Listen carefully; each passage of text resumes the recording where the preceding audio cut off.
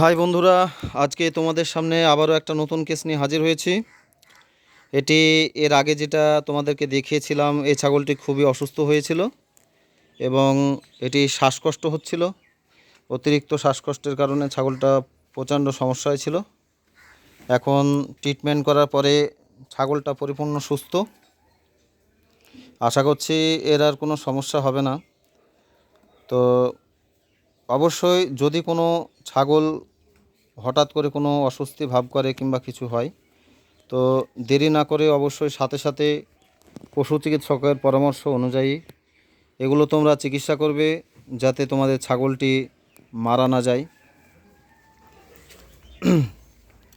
এই যে এর সমস্যার জন্য একে স্যালাইন চালিয়েছিলাম কালকে। এর শ্বাসকষ্ট হচ্ছিল, এখন আর জিভ বের করে শ্বাসকষ্টটা নেই।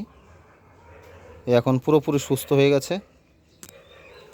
আশা করছি এর আর কোনো সমস্যা হবে না, এ ধাক্কায় বেঁচে গেল। তো তোমাদেরকে আগেকার এই কেসটা দেখানোর জন্যই আজকে এই ভিডিওটা বানালাম। তোমরা যাতে একটু সচেতন হবে এবং আগামীতে যেগুলো মারাত্মক রোগ সেগুলোর ভ্যাকসিন অবশ্যই করবে, যাতে তোমাদের ছাগলটি ক্ষতিগ্রস্ত না হয়। এই বার্তা আমি পৌঁছে দিলাম তোমাদের কাছে। আমার চ্যানেলটিকে লাইক, কমেন্ট, শেয়ার, সাবস্ক্রাইব করে দেবে, এটাই আমার আশা রইল।